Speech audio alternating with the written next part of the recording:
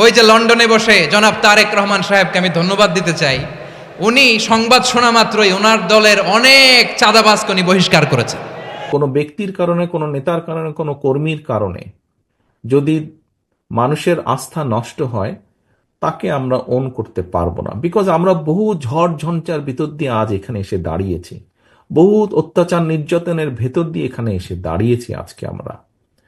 কাজেই আমাদের পক্ষে আর সম্ভব না যে কেউ নিজের বিষয়, নিজের স্বার্থ নিয়ে এমন কিছু করবে যেটা দলের স্বার্থকে আঘাত করবে, ক্ষতিগ্রস্ত করবে।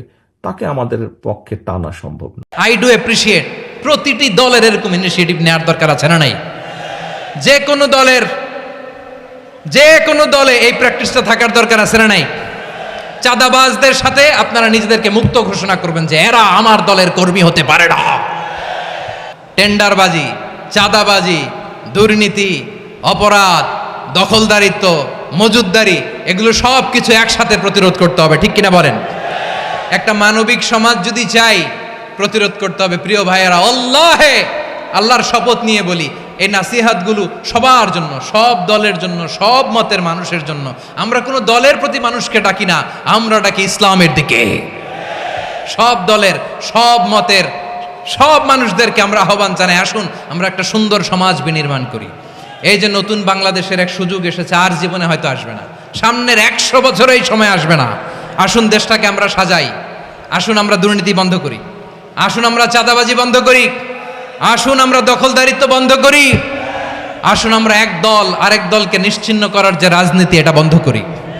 সব দলের প্রতি আমার আহ্বান, আমরা চাঁদাবাজ মুক্ত বাংলাদেশ চাই, জুলুম মুক্ত বাংলাদেশ চাই, ফ্যাসিজম মুক্ত বাংলাদেশ চাই, গুণ খুন খারাপি মুক্ত বাংলাদেশ চাই, আমরা নতুন ভোরের বাংলাদেশ চাই। ওই বাংলাদেশ পাওয়ার জন্য মুনকার প্রতিরোধে, অন্যায় প্রতিরোধে যদি বাঘের বাচ্চার মতো, আবু সাইদের মতো 2 হাত উঁচু করে, বুককে টান টান করে প্রসারিত করে দাঁড়াতে হয়, রাজি আছো মুসলমান? কারা কারা রাজি? আল্লাহকে হাত দেখিয়ে প্রতিজ্ঞা করো।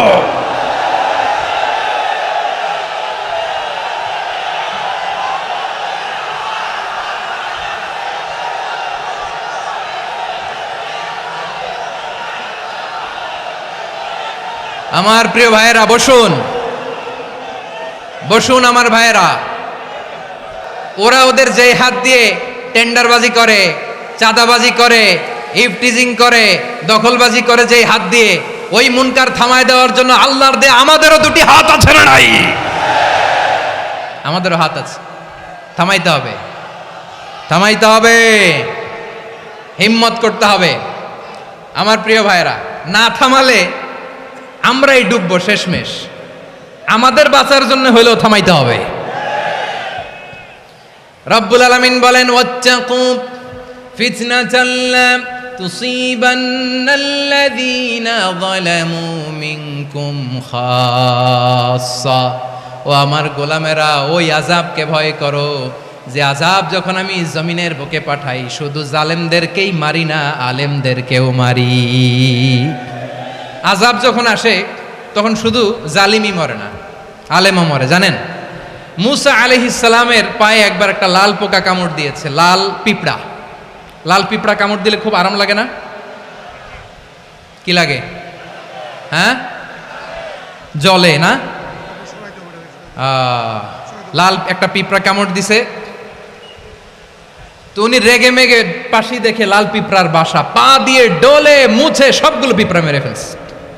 এই ঘটনাটা আল্লাহ ঘটিয়েছেন, এজন্য মুসা আলাইহিস সালাম ছিলেন কালিমুল্লাহ, সরাসরি আল্লাহর সাথে কথা বলতেন। তিনি আল্লাহকে জিজ্ঞেস করেছিলেন, আল্লাহ তুমি যখন কোনো জনপদে আযাব পাঠাও, শাস্তি দাও, ওখানকার শুধু জালেমরাই তো মরে না, ভালো মানুষগুলাও মরে, তো আযাব দিবা মুশরিকদের উপর দিবা, অবাধ্যদের উপর দিবা, ভালো মানুষগুলারে মারো কেন? আল্লাহ বললেন, মুসা তোমার যে কামড় দিছিল পায়ের মধ্যে পিঁপড়া, কয়টা পিঁপড়া? জোরে বলেন। একটা পিঁপড়া, তো সবগুলারে মারলা কেন? রেগে মেগে পুরো পিঁপড়ার বাসা ভেঙে ম্যাসাকার করলা কেন?